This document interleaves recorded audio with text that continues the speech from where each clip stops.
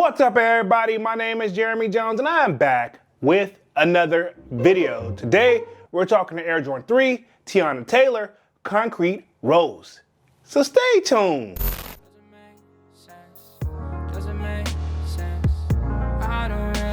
Got a lot of things changing in my life. Hoping one day I'ma get it all right. Brother is engaged, about to start a new life. Yeah, I haven't had a chill day. Really wanna vibe, appreciate the moments. I've been creating, not scrolling. Mom and dad still support. Alright, man, I'm back with another video. Now, before I get too deep into this video, you'll already know what to do. Go and hit that like button. It really helps the channel out. And if you know, consider subscribing. I made content about sneakers.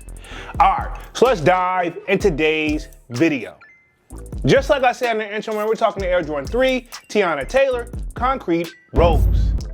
All right, man, we're gonna be keeping things very simple over today. We're gonna be answering the basic old question. Are they drip or skip? Let's just keep it there. All right, so first things first, these are set to release March 14th. To the best of my knowledge, coming in retail price of $280, right? Okay. And of course, you know the kid glanced at the resale price, and right now, look like they're averaging roughly about $450 and up, depending on the size, right? Okay. Now, we've been seeing images and mumbling and grumbling about this sneaker for quite some time, right? If I'm not mistaken, this is her second collab with Jordan Brand and Nike, right? Okay. And I gotta say this, right? Before I really go in on the shoe and, you know, me personally, I'm gonna start off by saying, like, if it feels like we haven't been talking about this as a sneaker community, this shoe in general a lot, it feels like we haven't, right? Okay, it's like we see it and we're like, okay, yeah, the Teyana Taylor's coming out. Okay, cool. You know what I'm saying? I still could think of her first collab, if I'm not mistaken, right? It was a Jordan 1, and that was like a Rose in Harlem, right? Okay, if I'm not mistaken, that's what that joint was called, right? It was that comfort zone type of joint shoe, and it was red. Almost there, but this is my thing when it comes to her collabs, right? To me, in my opinion, right? I feel like she goes a little too above and beyond, right? The Jordan silhouette in general, when you pick the right one, and she's picking the right ones, no pun intended, Jordan 1, Jordan 3, those silhouettes already kind of sell themselves, if you ask me. Now, here's where I'm saying when you do a collab, right? This is why Travis stuff kind of takes off. He does his twist to it, but he does not OD. Now we bring it back to Teyana Taylor. She ODs each and every time. Jordan 1, little OD, right? Okay. Now we're looking at this Concrete Rose, right? I love the name of the shoe. I like the theory and the story behind the shoe. Obviously, it makes me think of even Tupac, right? I mean, like one of his poems, like Concrete Rose, if I'm not mistaken, right? R.I.P. to Tupac. I get the inspiration, and I know her work ethic. And I remember when she was like signing Pharrell on Star Trek, if I'm not mistaken, or whatever his label was called at the time. I remember when she was like a kid, even watching her on MTV. I'm a big fan. But I will say this.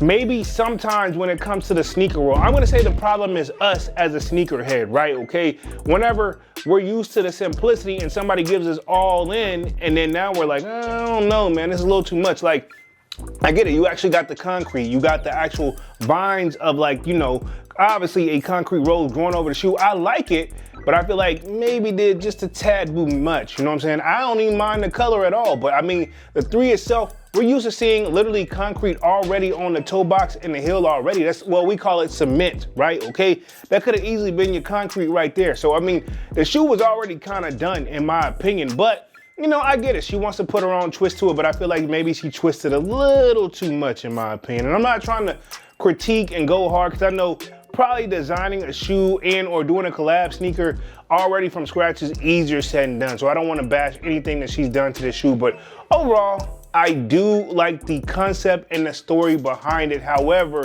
I feel like the details on it may be just, you know, the way they did the shoe, it may be a bit overly done, right? Okay, I remember when she even dropped the joint, she wore the gloves and everything.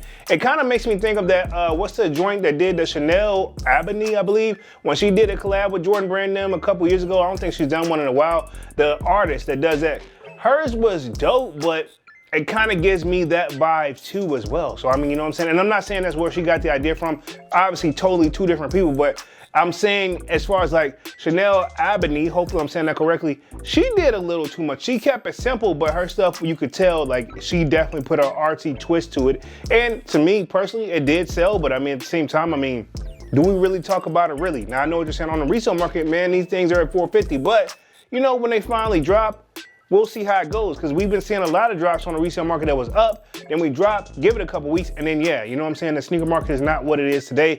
But I will say this, and I'm gonna drive my point home, I still respect Teyana Taylor and I love everything that she does. However, when it comes to the sneaker world stuff, to me personally, it's slightly a little different, mainly because, you know, we've been in it, you know what I'm saying? We've been in this joint a little while, even for the people who knew, man, you know what I'm saying? You pick up real quickly at something that you actually really love, and that's what I do, man. This is what I love. So for me personally, with all that being said, no disrespect, these will be a skip.